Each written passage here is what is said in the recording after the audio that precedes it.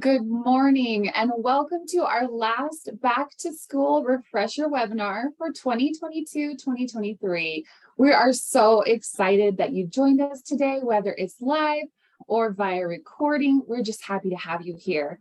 Let me quickly introduce myself. My name is Wendy Pearson. I am the manager of teacher training and learning programs here at Merlin Mind.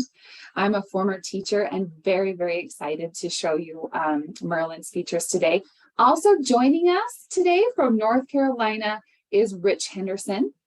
He is the Vice President of Teacher Engagement at Merlin, and we are very lucky to have him with us today to show us some of our unique features, but also some of the new features that we are rolling out this year. So a real quick introduction to Rich. He was a former teacher himself. He is also married to a teacher. She has a library in North Carolina. He has 4 kids, 2 cats, and 2 dogs. And without further ado, I'll turn it over to Rich. Thank you, Rich. Thank you, Wendy. Hi, everyone, and welcome to our last webinar for the back to school refresh. And I will say that the 2 dogs are in the room and they may get involved at some point. So if you see them, I've got a Jack Russell named Clementine and a black lab named Ruby. All right, let's jump into the agenda for today. We plan to talk about why Merlin. We'll go through a check-in and get ready process, do a key features review, and then an advanced features review. Oh, Merlin, let me mute Merlin so I don't accidentally do that. Close tab. And we'll jump back into the agenda. Full screen. We'll do an advanced features review, talk about what's new, and then help you join our community so you can be a part of that. And if you have any questions during this process, just put them into the chat. Wendy is monitoring the chat today and also have some questions for you guys as we begin. So why Merlin? And I'd like to hear from you all. So think about how you're going to be using Merlin this year in your classroom. What is your purpose and goal around Merlin? And how will you be using that in your classroom? Is it just that you want a great speaker, or will you be using it to control classroom technology, or is it really just freeing you up and letting you move around the classroom while you're teaching? So think about what is your purpose and goal of using Merlin. Secondly, what are ways that you could use Merlin to save time? Maybe it's bringing up presentations, maybe it's timers, maybe it's transitioning from one activity to the next. What are ways you could use that to save time? And then finally, what are ways you can use Merlin to connect and or engage with your students? This is an AI assistant for you. And the point is that you can use it to interact with your students. You can use an inquiry-based learning exercise where students are designing questions to ask Merlin, or you can frankly just respond to a student question in real time by just blending that learning right into your lesson plan by asking a question of Merlin. Now, why did we design Merlin? Well, frankly, it's because teachers are getting overwhelmed by the amount of EdTech apps and things that are available for them to use in their classrooms, from LMSs to digital curriculum. All these different tools require a teacher to manage them. And frankly, we built Merlin in order to orchestrate this classroom setting for a teacher to save time and to reduce the technology stress. In fact, we did a research study with University of California that I'll talk about in a moment about this process, the old way versus the new way. So the old way, if I want to share a presentation, what do I have to do? I have to walk back over to my laptop or my PC. I have to log in. I have to go search for the file, find the file, open the file, and then present the file. All of that is taking time and cognitive load on the teacher. And also, the moment that I step away, my back's to the students, I've lost their train of thought, and now they're off looking at their text notifications or talking to a peer. The new way is using an AI digital assistant to save time and to quickly give that command. Just simply push to talk, open this presentation, Merlin does all the work and starts it. So we did complete some research recently with University of California, Irvine and Digital Promise, and we had teachers test using Merlin in their classrooms for 7 weeks. And then the teachers who were in those classrooms, 61% of them said they had a reduction in technology stress. And 51% of them said they had saved time by using Merlin in their classroom. So that's really the purpose: save time, reduce technology stress. So you have a Merlin, hopefully it's set up and ready to go. Let's review kind of some questions. Did you move classrooms? If so, we got to reconnect that technology. Or did you have a new display or a tech setup? Maybe you got a projector, maybe you got upgraded to a flat panel. Maybe you got a Promethean board in there and your teams are working on that panel. Did you get a new document camera? Did you get a new teacher device, a new laptop, and we need to install the applications on it? Or maybe you're going to try casting in your classroom, and how do we set that up to make sure it works? If you have any questions making sure that those things are done, you can contact our team. And I'll go through ways at the end of the presentation that you can contact our team to get everything that you need and making sure it's working for you.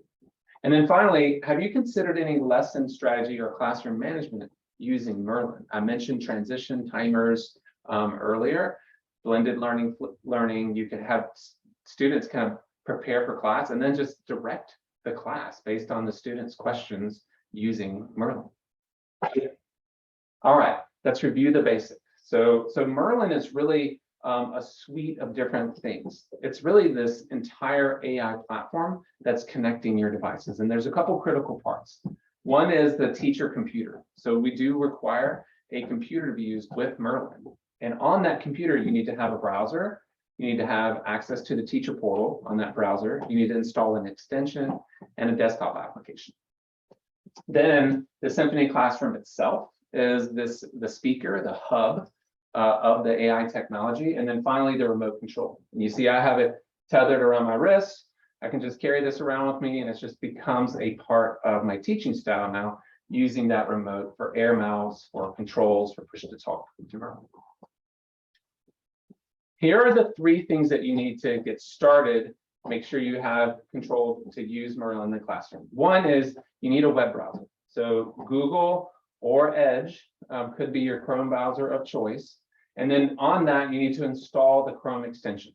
So there's a Merlin Mind Chrome extension. You can search for it in the extension store or on your teacher portal. It actually links directly to that extension. And then finally, you need the desktop app. The desktop app is what allows us to control the mouse on the screen. And so downloading that and installing that app will allow you to have mouse control remotely. The final thing that you'll need to do in order to get Merlin up and running is pair your PC. So on the main screen, once you connect Merlin up, you're going to do an HDMI out from Merlin into your panel, your projector, whatever display technology you have. On your display, when you move to that HDMI, let's say it was HDMI 2, which it is on mine, then you'll see this screen that says, "Hi, I'm Merlin." And on it, it'll say, "Hey, let's get started."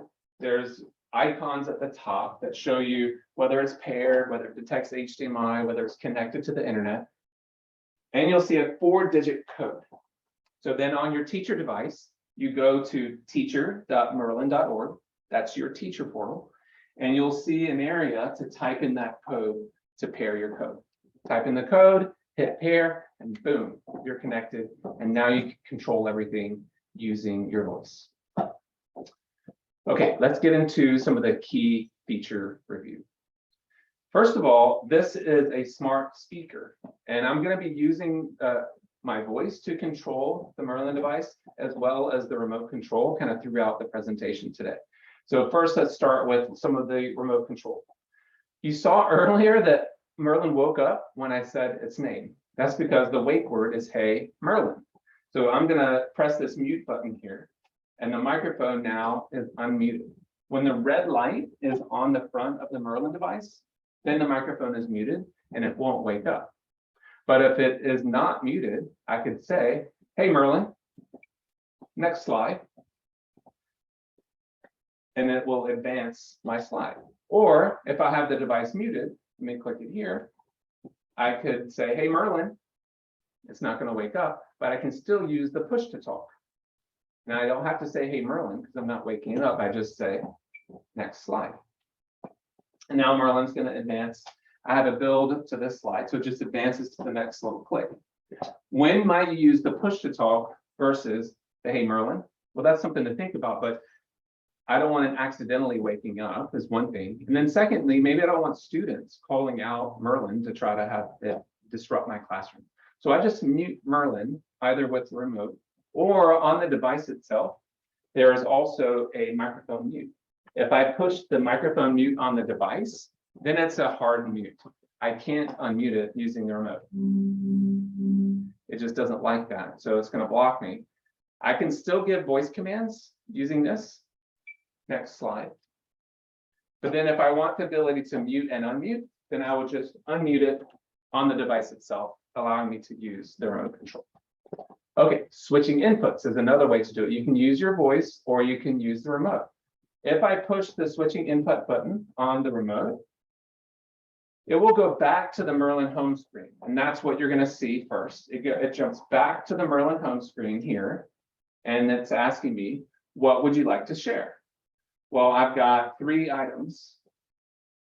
Let me go back. Just a moment. Pick a class to share with. Thank you, buddy.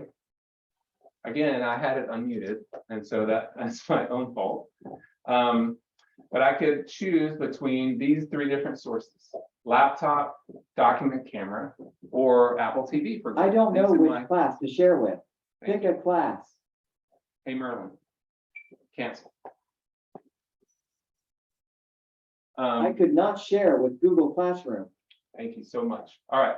I'm going to say I could choose my laptop, my document camera, or my Apple TV. Those are my 3 different sources connected to my HDMI connections on the back.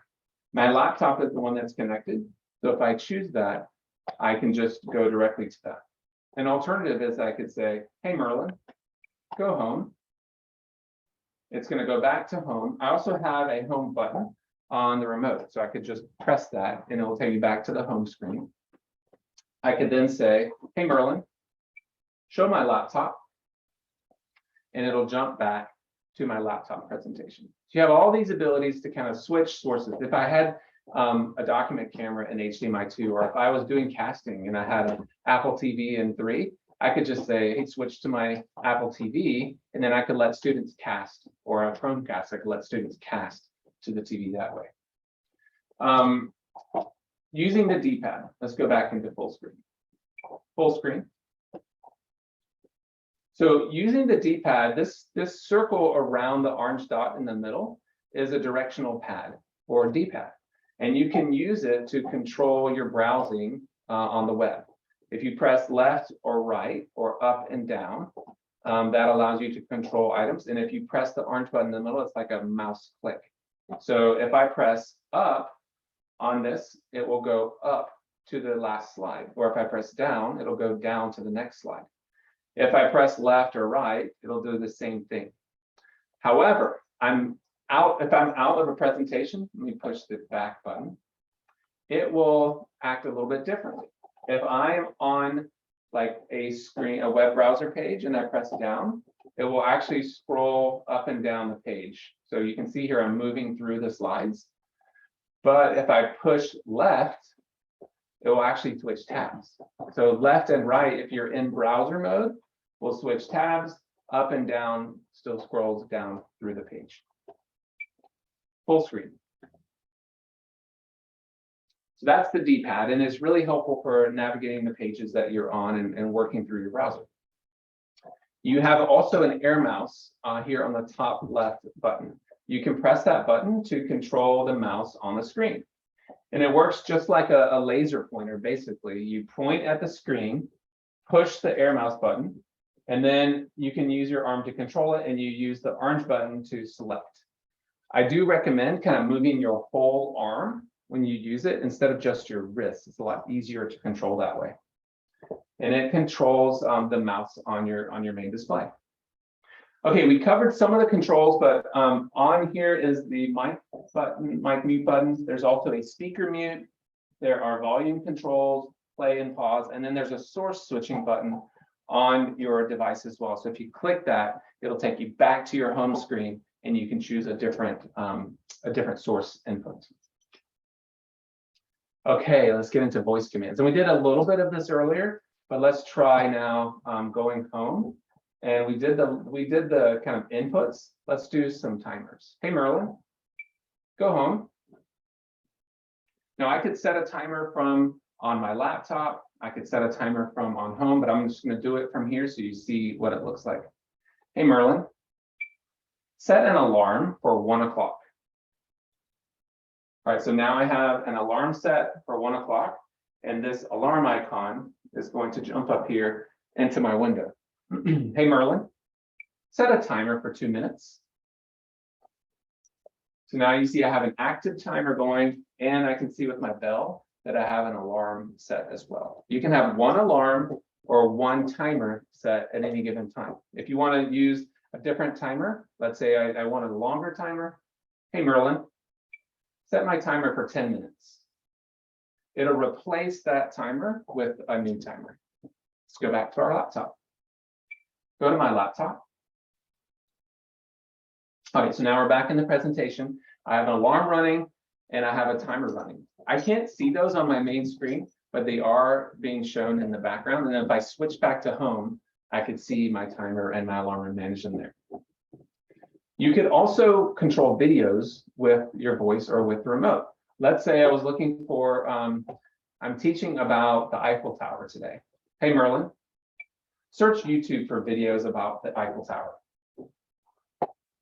So now it knows I'm searching within YouTube. It goes, searches the Eiffel Tower. And now I've got videos on the Eiffel Tower. Hey, Merlin, play the second video. So now it's going to play what's inside of the Eiffel Tower. That video is going to come up and play. These architecture animations are fun. I can play. We've done famous buildings like the White House, with my remote. Burj Khalifa. So I can press pause on my remote, and now the video is paused.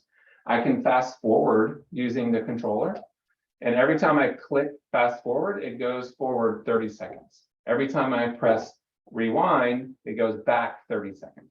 And this could be really helpful if you have a video that you want to kind of repeat, or maybe students didn't get it. Hey, let's watch that part over again. Or maybe you have a transition video where it's a 30-second countdown and you can just use it and then you can hit rewind and it'll play again. You can also use your air mouse to control this on the screen. You can hit play here. You could go to the next video. I could hit theater mode, full screen, all from my remote air mouse. I could go back, or I could use my voice, and let's say I could even tell it to go to a specific point in the video. Go to 4 minutes, 20 seconds. I am taking you to the end. Oh, it heard 24 minutes, 20 seconds. Let's try it again. Go to 3 minutes, 20 seconds. In this, And you can see here it went exactly to 3 minutes and 20 seconds. at one point, to raise money, the finished version that you're trying to share. Hang on 1 second. My dog got really happy with a squishy toy. If you have a video that you want to go to a specific point in time, you can just give that specific timer and it'll go there. All right, let's go back to our presentation. Full screen. This is Ruby. Okay, so that's video control. You can also go to specific websites. You can search for a specific website, or you could go to a site. Let's try this. Go to newsela.com. And because I gave it a specific command, it's gone to newsela.com. I could say, scroll down. I could even say, scroll to the bottom of the page. Go all the way to the bottom. Let's say it's not big enough. Zoom 300%. And now it's super big. I can scroll back and forth, or I could just say close tab. And now that tab will close out and I'm back to this video. Remember, I can use my D-pad to navigate back to the presentation page that I'm on. Let's see if I can do that. Yeah. So now I'm back on my presentation page. If I just ask Merlin a question, it's going to default to Google. So let's say I wanted to know, how tall is the Eiffel Tower? Now, it didn't have a specific command to go to a certain website, so just Googled it. How tall is the Eiffel Tower? And it's taking me to that detail. Again, I could scroll down and I could use I'm using my D-pad to scroll down. And then I could use my air mouse and choose a link that I wanted to explore for more information. Full screen. So these types of commands will save you a ton of time, again, as you're out teaching with your students. If you're wondering where are the list of commands, they can be found on merlin.org/resources. So if you go to merlin.org/resources, you can see all of these tips that we've been covering. These are all kind of the basic voice commands, but there's also more advanced commands on there as well. And those are site specific. So I'd recommend checking out merlin.org/resources to get access to those. Okay, let's talk more about bookmarks, shortcuts, and deep links. So these are more advanced settings. And you can see if I say, show my bookmarks or manage my bookmarks, it will go directly to any of those bookmarks. Let's see how it works. Show my bookmarks. So now it's going to jump out. Set up professional audio. Okay, I'm just going to submit that with my mouse. So now I'm looking at my bookmarks. I've got my teaching folder. So if I open my teaching folder, you can see I've got just a handful of bookmarks here. But if I say, open Bouncy Balls bookmark, I don't have to be on that bookmark page, but it just knows that I'm opening that bookmark. Have you ever seen this page? Let me show it to you real quick. It's really cool. You basically say begin bouncing. You can turn on the microphone, set the sensitivity, and then it really measuring the audio in the classroom. If it gets over a certain volume that you don't like, it can tell the students shh, or it can beep, or however you want to manage that. So Bouncy Balls is a lot of fun. I could also say, let's close this so I can show you how it would work if I don't have my bookmarks open. Open Astronaut bookmark. And if you remember this, I had a Go Noodle bookmark called Hip Hop Astronaut. And now it's taking me to Hip Hop Astronaut. And just like on YouTube, I can control this video with my remote. So I could say, I could hit play. Awesome sauce! Dance, jog, wiggle, or shake to this chunk of the earth Jupiter's got. I can fast forward, I can pause on Go Noodle just like I can with some other.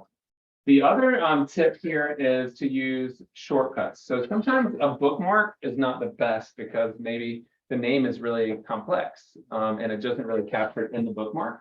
You can use something called shortcuts in order to manage that better. I'm gonna have to get another squishy toy. Let's see how she does. If you go to your teacher portal, so you go to teacher portal, and I'll show you what that looks like. You click up here, we call this the hamburger menu because it's got bottom bun, top bun, hamburger in the middle. You click on shortcuts, and then using your shortcuts, you can basically put in a custom URL and give it a name.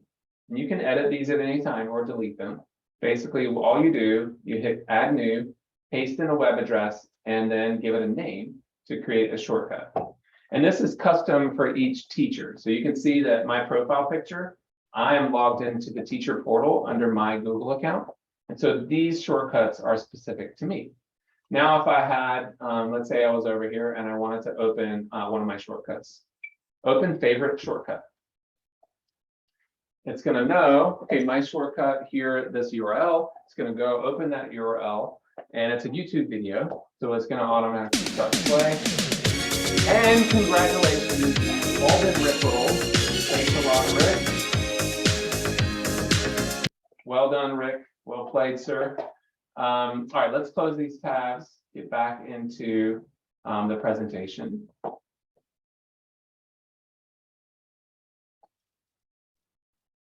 Full screen.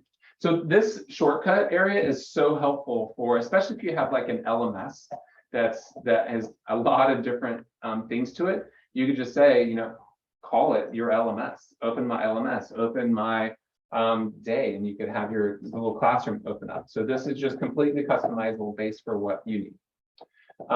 There's also something we're working on called deep links, where we're connecting your profile with your other EdTech tools to make it easier to teach with.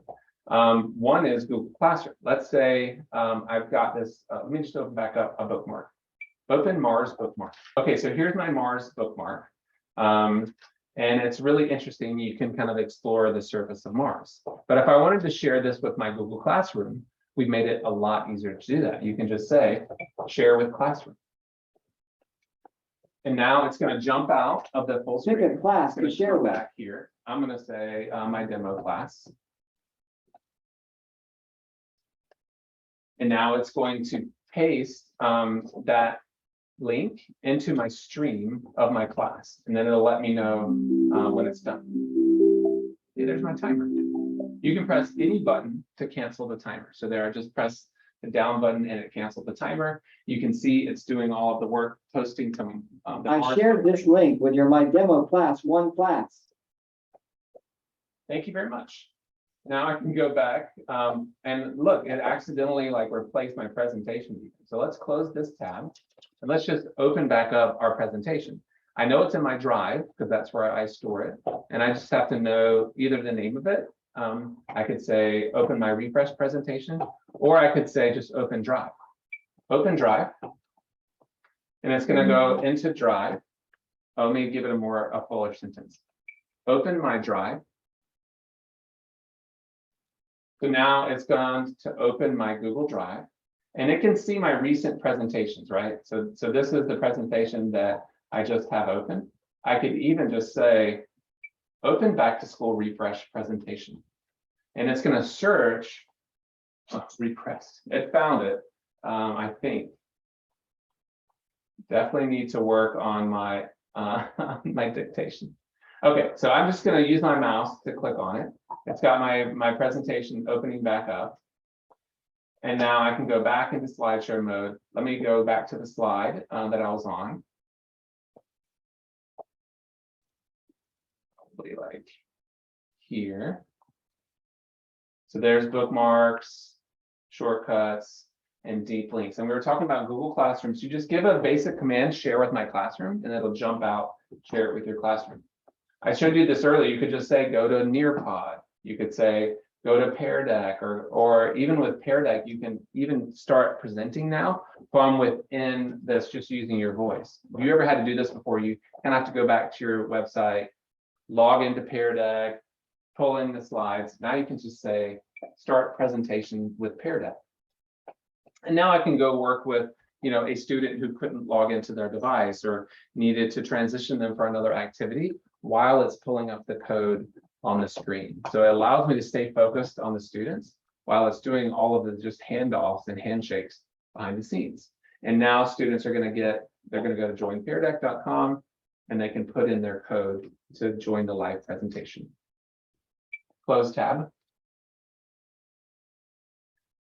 Full screen. You can also do this with a host of other sites. So I mentioned Nearpod, Pear Deck, GoNoodle, Newsela, Khan Academy, you know, the top 20 EdTech apps. We've already started working on deep linking and integration so that your experience is smooth.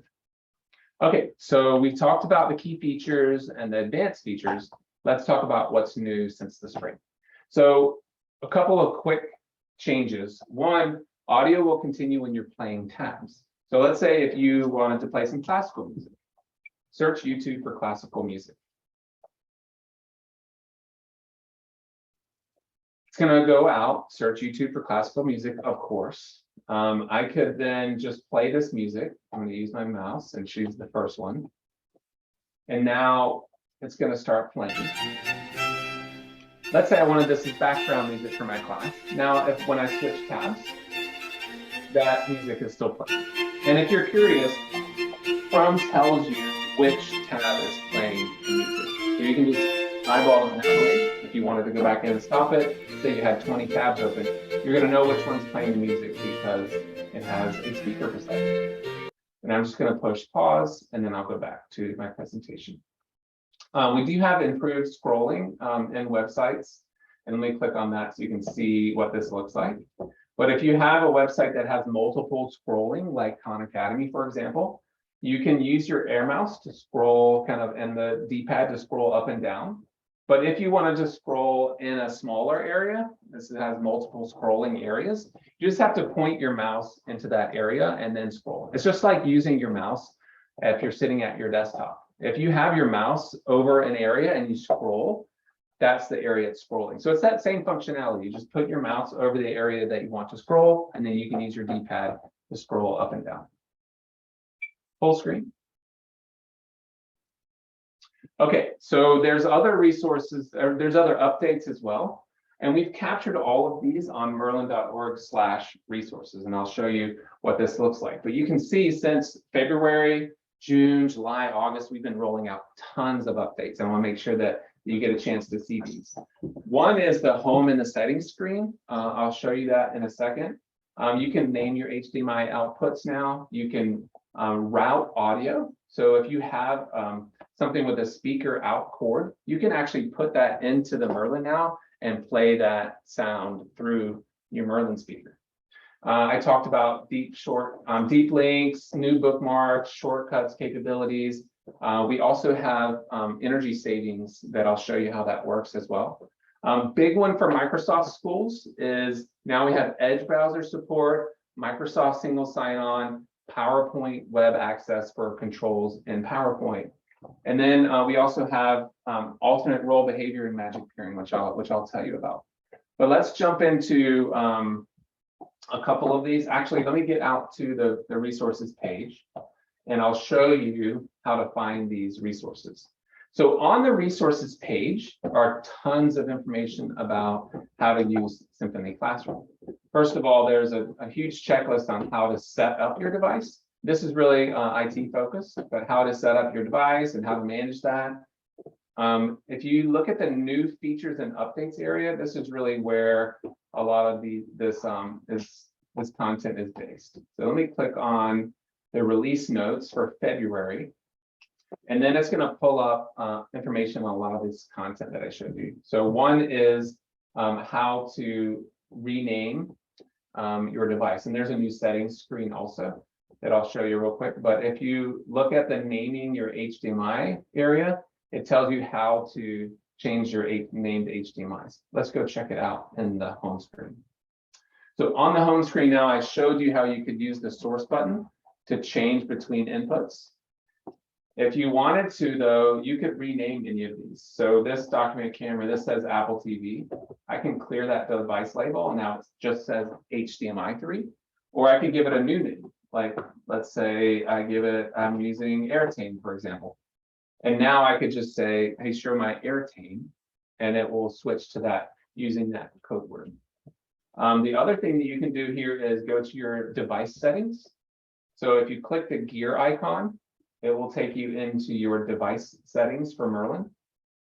This is where you can see information on your remote. You could update your remote firmware if you needed to. You can pair, unpair a new remote. You can change the settings on your pointer. Let's say you wanted a large pointer or your pointer speed to change.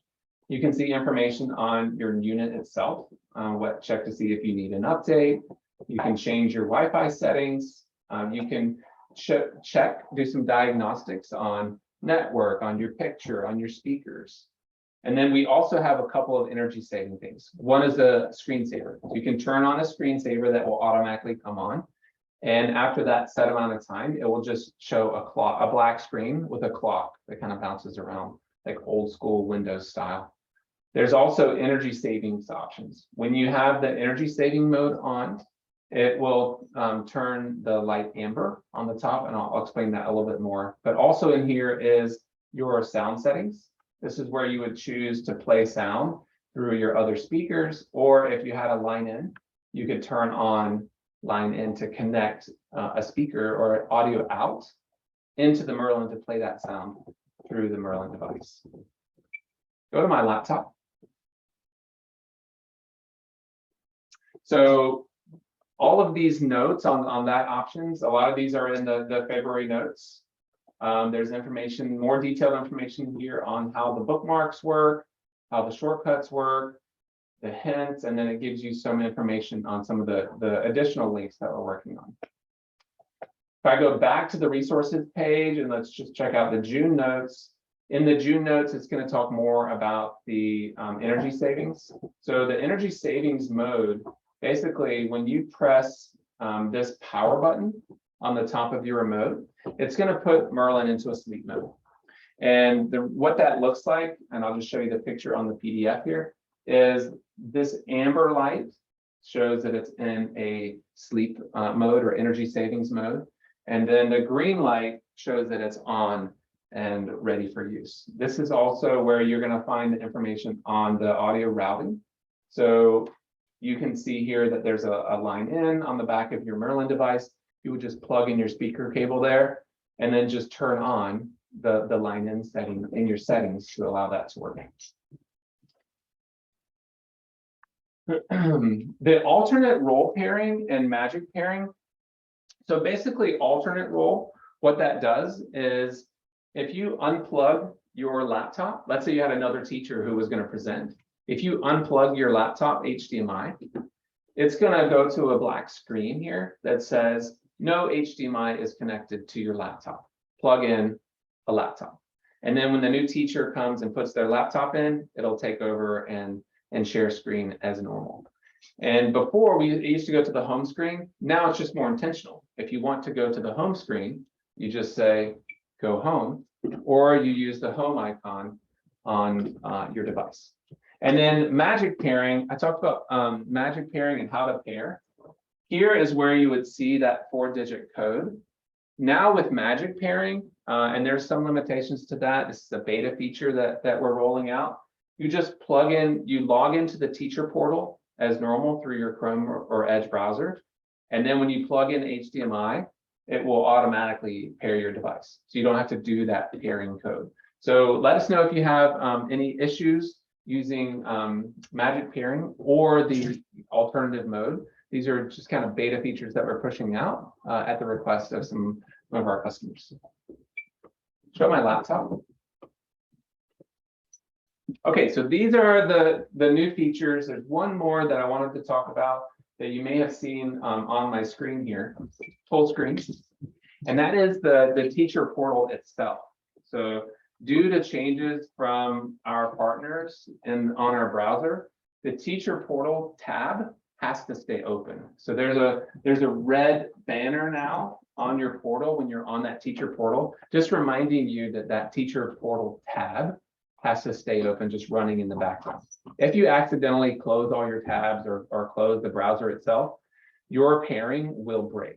And you'll just have to repair your device, open back up teacher portal, and then repair your device in order to get that going. So that's just one big change to the teacher portal. Okay, how to stay in touch with us and get answers to your question. I would highly recommend that anyone joins our Facebook community. We have a Facebook community that is private for users only. You go to Facebook, you search Merlin Mind Teacher Community. We do vet every user before they're allowed to join the community, but every Tuesday we post a tip. We make announcements about new features. There are surveys on the product, and you can get feedback through the Facebook community. I've even seen people ask questions and other peers have answered. And so it's kind of becoming a virtual PLC, and we hope you'll take part in that. So that's the Facebook community. We also have a lot of other ways that you can contact us. One is by using the resources page on Merlin, all those PDFs and guides. You can see our YouTube videos. So if I click here on this link, you can see we have a YouTube channel that's dedicated to teachers, to giving access to the resources that you need. This is Yasi, one of our product managers, and these are videos that she's recorded on how to use Merlin, introduction, how to create shortcuts, how to use the noise meter. We've got lots of cool tips and tricks on the Facebook community. And then same thing with TikTok. And then also we have this coaching opportunity. So Wendy has designed this coaching link. Let's see if I can get back in full screen. And I want to show you, you can click on this coaching link to sign up teachers for individual free coaching with our team. If you click this link, it will take you to a Calendly page where you could set up a 30-minute one-on-one coaching support. So thanks, Wendy, for setting that up. That's super exciting. And then finally, Let me just jump back in here. I wanted to let you guys know that we partnered with Promethean to do our support. So all of our knowledge base is live on Promethean. And if you go through to the Promethean support page, you can get support from Merlin there. You can chat with an agent, you can call, you can email. There's lots of articles in the knowledge base on any issues you may run into with your Symphony classroom. And then I work closely with that team, and my team helps coordinate that with all of our engineers and product team. So thanks to Promethean for helping with that. So let's see now if there's any additional questions in the chat or Q&A that I can answer before we close the webinar. Let's go ahead and close, Rich. Thank you. Okay, thanks so much, Wendy. All right, thanks for joining us today. Rich, thank you so much. We always learn so much when we watch you present, so thank you for that. If you have any questions, please see the chat. I've included a link in there, and that will give you the opportunity to ask a question, make a comment, give feedback, and also you'll see at the bottom of the link are all of these links that you need to join our Facebook community, TikTok community, and also sign up for coaching if you're interested. So thanks again for coming. Have a beautiful day. Reach out with questions, and we hope to see you again soon. Thanks.